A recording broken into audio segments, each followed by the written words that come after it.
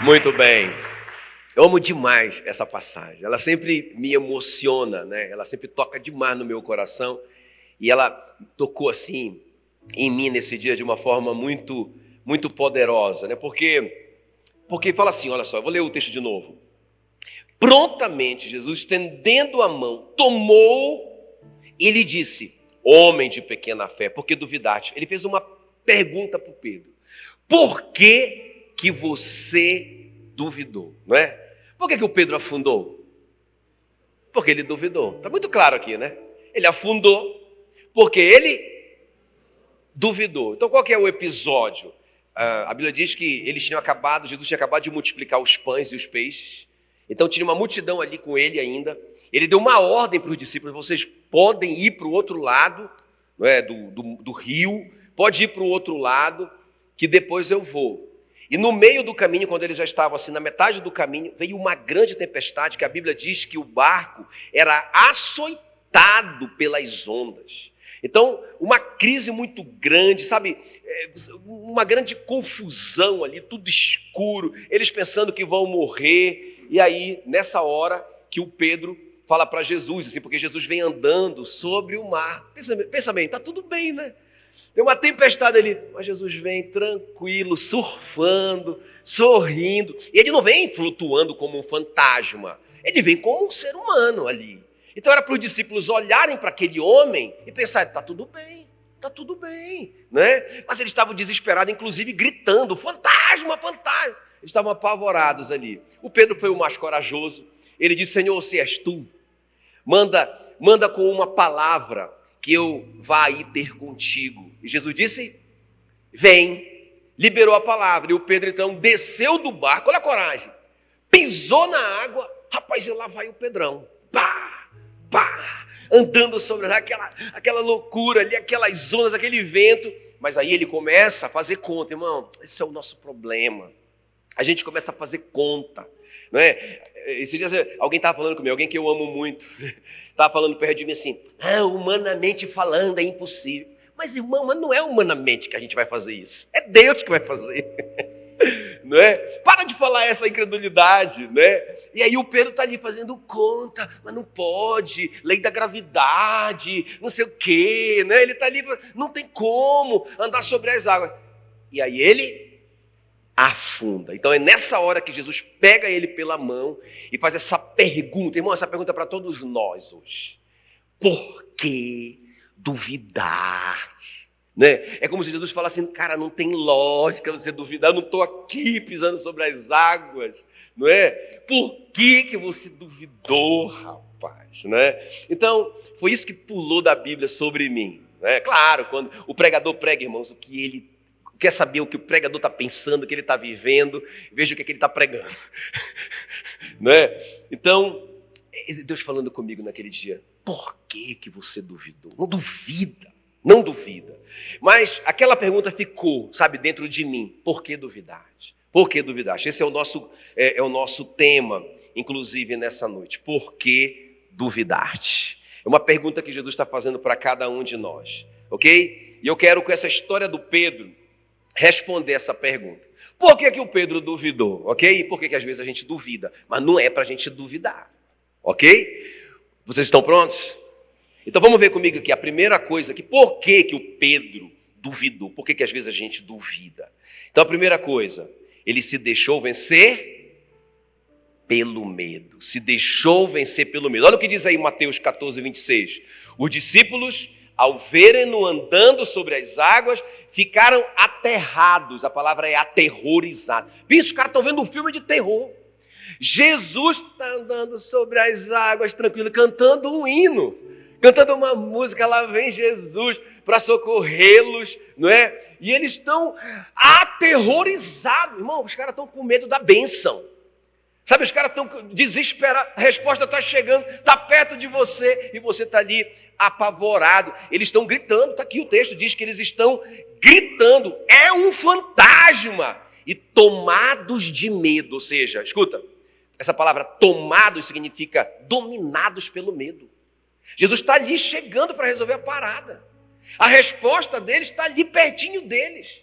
Eles estão completamente, irmão, a palavra é desequilibrados. Quem está me entendendo? É por isso que Jesus sacode o Pedro e diz: Pedrão, por que duvidaste? Por que você está assim? Não é? Então, completamente desequilibrado o Pedro. E aí, olha só, eu quero compartilhar com vocês isso. É 2 Timóteo 1,7. Olha lá, quem vem, acompanha comigo aqui no telão. Porque Deus não tem nos dado espírito de medo. Ei, o medo é um espírito. Presta atenção. Olha só. Porque Deus não tem dado espírito de medo, mas de poder, de amor e de moderação. Essa palavra moderação é equilíbrio. Então, o Espírito Santo que está em nós não é um espírito de medo.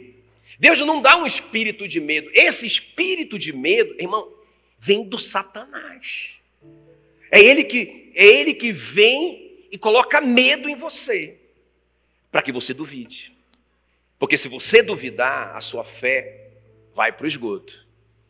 E irmãos, e sem fé é impossível a gente agradar a Deus. Esta é a vitória que vence o mundo, a nossa fé. Então qual que é o jogo do diabo? O que é que ele quer fazer? Ele quer fazer a gente ficar com medo. Entende? Então os discípulos estão apavorados. Por que o Pedro duvidou? Porque ele teve medo. Ele deixou o medo governar ele. Então cada passo do Pedro ali é pelo medo. Eles estão desesperados por causa do medo. Estão vendo fantasmas por causa do espírito de medo. Não é? Então, tem 6 tipos de medo. Os principais, né? O medo da morte, o medo de ficar doente, né? Perder a saúde, o medo da velhice, o medo da pobreza, o medo da crítica e o medo de não ser amado. Então, o diabo faz esse jogo com você. Presta bem atenção. Não é? A pessoa fica com medo de empreender. Ela fica com medo, né, de tentar fazer o negócio. Por quê? Porque alguém vai criticar, vão me criticar, vão falar mal de mim, se não der certo. Rapaz, o cara está sendo dominado pelo medo. Quem está comigo? É o medo que está governando a vida dele. Não é a fé. Então ele está vivendo governado pelo medo. Não é? A pessoa às vezes faz uma coisa errada financeiramente falando. Não é? Faz uma coisa errada, contra a lei, porque ela está com medo de ficar pobre. Olha só. Olha só o que o diabo faz. Às vezes ela se mete em umas confusões financeiras. Irmão, como pastor, o que mais a gente vê? As pessoas se envolvendo em dívidas, em confusões financeiras, por causa do medo de ficar sem aquela situação. Sabe, o diabo faz esse jogo aí. Não é?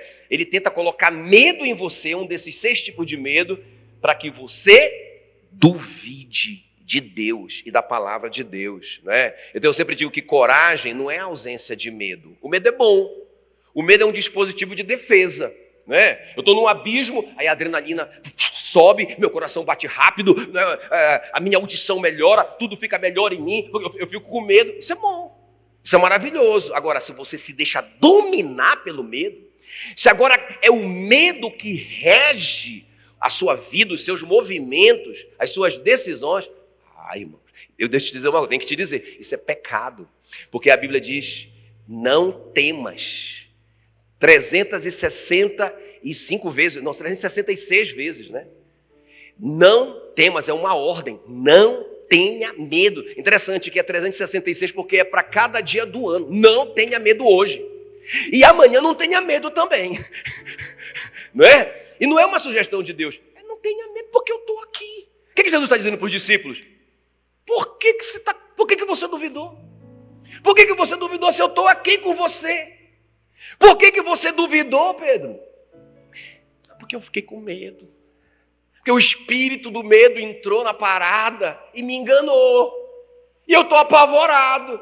E agora eu estou em dúvida. Né? Então, irmãos, a fé foi embora. Né? Eu lembro daquela outra tempestade que quando Jesus entra no barco, aí vem uma bonança, vem uma calmaria. Aí quando ele entra no barco e vem aquela calmaria, os discípulos começam a perguntar: quem é este? Que até o vento e o mar lhe obedecem. Quem é esse? Então, irmãos, isso que a gente tem que pensar hoje. A gente não pode ficar com medo, porque esse é o que venceu a morte. Quem está comigo? Não é? Esse é o que está sentado à destra de Deus. Esse é o que é um conosco. e morreu conosco, ressuscitou conosco, e nós estamos juntos com Ele, assentados nos lugares celestiais em Cristo. Amém, queridos? Então quem é esse? Esse aqui venceu Satanás. Ele não está lutando contra Satanás. Ele já venceu Satanás quando ele ressuscitou. Diga glória a Deus. Amém, queridos? Então a primeira coisa aqui, que o Pedro, por que ele duvidou? Porque ele teve medo. Ele teve medo. Então nós temos que enfrentar esse medo, irmãos. A gente tem que ir se tremendo todo, mas a gente vai e enfrenta o medo, não é? Então coragem não é ausência de medo, é enfrentar o medo. Vou lá com essa pessoa, é importante conversar com ela, né? Eu vou lá, não vou ficar com medo, eu vou ficar com fé. Né? Não tem sentido eu ficar com medo, eu vou ter fé, vai dar certo. Eu vou sonhar esse sonho grande, eu não vou ficar com medo de sonhar. Eu não vou ficar com medo de não dar certo, não é? Eu vou crer no Senhor, amém? Então a primeira coisa aqui para a gente aprender hoje à noite. Então, por que o Pedro duvidou? Porque ele teve medo, amém? E a gente recebeu esse mandamento, a gente não temer, mas a gente deve crer. Diga para a pessoa que está perto de você, não tenha medo, tenha fé. Diga para ela assim, tá tudo bem. Já deu tudo certo, em nome de Jesus, amém? Tem que ficar com medo não, já deu certo em nome de Jesus. A segunda coisa aqui que eu vejo, por que o Pedro duvidou? Porque ele não creu na palavra de Jesus, olha só, ele não creu no que Jesus disse, olha o que diz Mateus 14, 29, e ele disse para o Pedro então, vem, não foi a palavra? Irmão, olha aqui para mim, ó. O Pedro está em crise, o barco está para afundar, está tudo desorganizado ali, não é? Uma crise, uma bagunça a vida do Pedro ali. Aí ele pede uma palavra. Quem já pediu uma palavra para Jesus? Não é? Você está aí, não é o seu caso, mas imagina se você estivesse em crise, você estivesse preocupado com alguma coisa, tivesse que tomar uma decisão, estivesse sentindo, né, que estava tudo bagunçado, tudo desequilibrado. Aí você pede uma palavra para Jesus. Senhor, me dá uma palavra. Eu não sei o que fazer, me dá uma palavra. Aí Jesus diz uma palavra para você. Não é? No caso do Pedro foi, vem. Eu nem vou ficar falando assim, tentando exemplificar a palavra que acaba acertando a sua e você diz, pastor, sabia. Mas eu quero que você entenda, você pediu uma palavra. E, olha, em geral, as respostas da nossa oração vêm em forma de uma palavra. A questão é, o que a gente vai fazer com ela? Não é? Então o Pedro recebe uma palavra e ele duvida. Ele duvida da palavra. Vem! Aí ele, rapaz, se ele disse, eu vou. No meio do caminho ele começa a pensar nas circunstâncias em volta dele e ele começa a afundar, porque ele não acreditou na palavra que Jesus disse. Lá no começo, lembra que Jesus tinha falado para eles assim, olha, venham e passem para outra margem, era uma ordem, passem para outra margem do lago. Se ele deu essa ordem, escuta bem, daqui do porto até a margem, eles estavam debaixo da ordem de Jesus. Você tem uma palavra? Amém, queridos? Quando eu estava assim, lendo essa palavra e o Espírito Santo ministrando no meu coração, entende? No meio da tempestade, aí eu pensei, não, mas eu tenho uma palavra.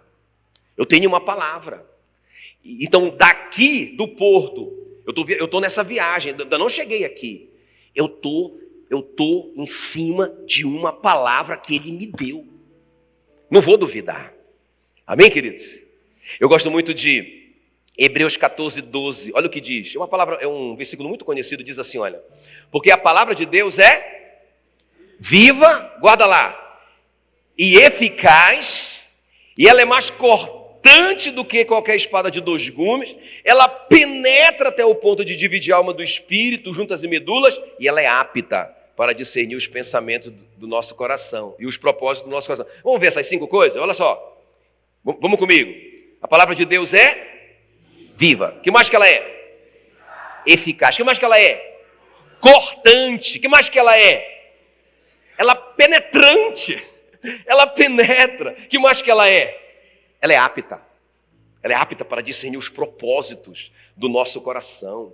Sabe, e o contexto desse texto que a gente conhece tanto, que a gente repete tanto, é quando, é lá em Hebreus, não é? O escritor de Hebreus está falando de Israel, que tinha uma palavra, eles tinham a palavra de que eles entrariam na terra prometida e conquistariam aquela terra a despeito dos gigantes que estavam lá, a despeito das dificuldades que eles encontrariam ali. Mas eles não acreditaram na palavra que eles receberam. Então o escritor de Hebreus está dizendo, rapaz, como é que vocês não acreditaram nessa palavra? Essa palavra é viva. Quem está comigo? Essa palavra é viva, essa palavra é uma pessoa. No princípio era a palavra estava com Deus, a palavra era Deus. A palavra era uma pessoa. O João viu, não é, Jesus ali no Apocalipse, e ele diz assim, que ele está vestido com um manto tinto de sangue, e o seu nome se chama a palavra de Deus. Então a palavra, irmãos, é viva, é uma pessoa. Então se Jesus te falou algo, se ele te disse uma palavra, irmão, Jesus está comprometido com a sua palavra. A palavra é viva, ela é eficaz, ou seja, ela não vai voltar vazia enquanto ela não cumprir o propósito para o qual ela foi enviada na sua vida. Você perdeu a oportunidade de dizer glória a Deus.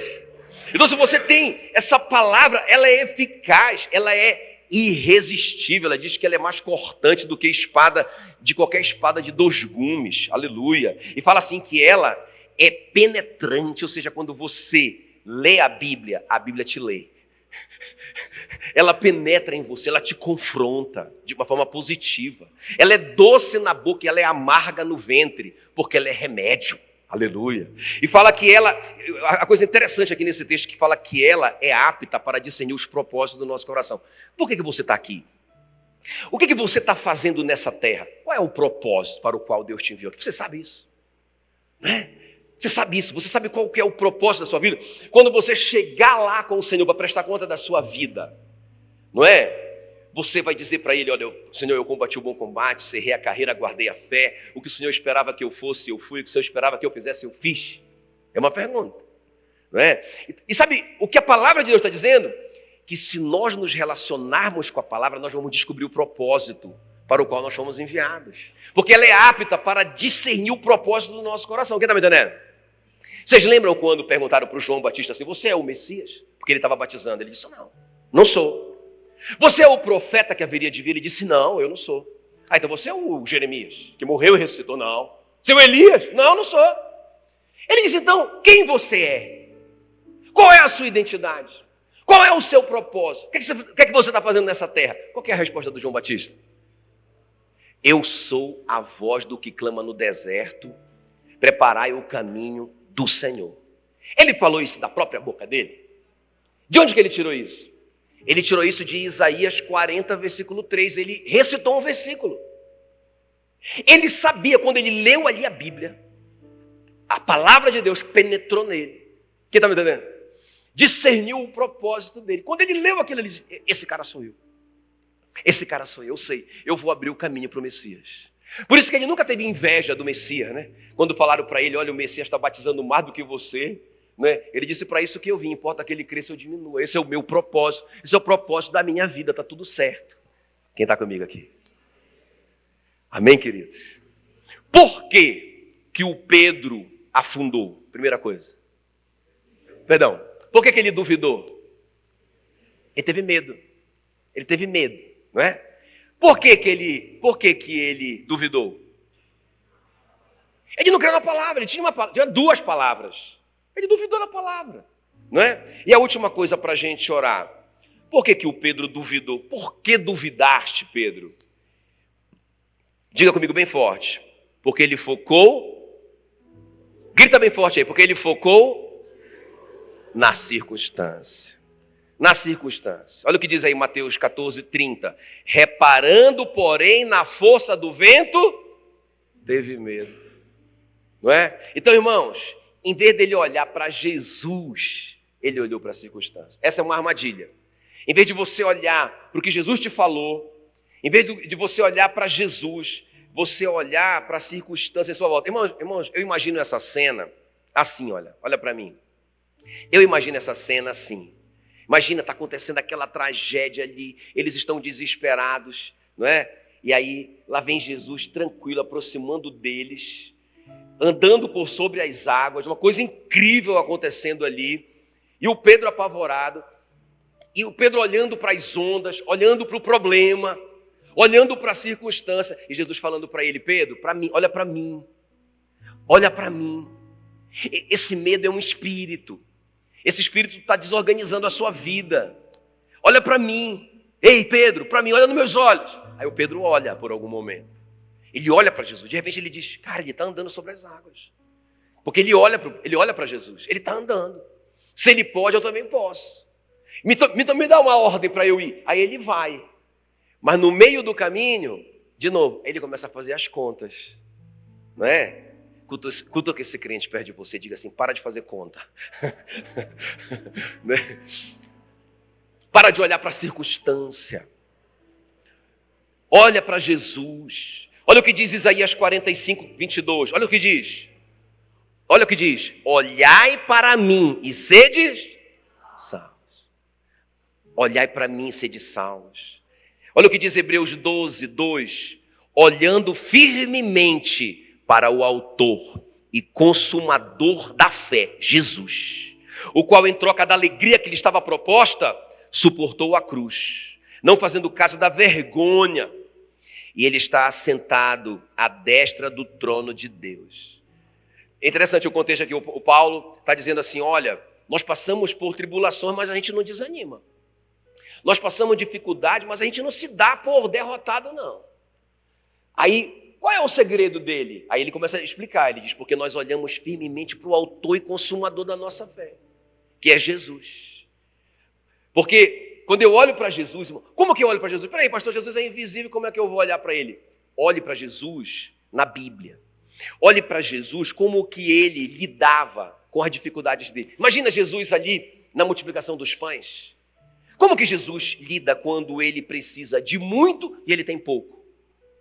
Eu vou olhar para ele, eu não vou olhar para a circunstância. Eu não vou olhar porque eu tenho pouco. Eu vou olhar como que Jesus age. Quem está comigo? Aí eu vou ler minha Bíblia. Ah, Jesus fazia assim. Quanto que nós temos? 5 pães e 2 peixes. Poxa, mas nós precisamos de muito mais do que isso. Mas beleza, tragam aqui. E o que Jesus fez com aqueles 5 pães e 2 peixes? Agradeceu. A primeira coisa, ele agradeceu. Não, então o que é que eu vou fazer? Se eu não tenho o suficiente, eu vou agradecer. Irmãos, para qualquer situação que você estiver passando, se você olhar para a circunstância, você vai afundar. Você vai se desesperar. Você vai se desorganizar. Não é? Você não vai ficar tranquilo, mas se você olhar para o autor e consumador da sua fé, irmãos, você não vai ficar com medo, você vai ficar com fé.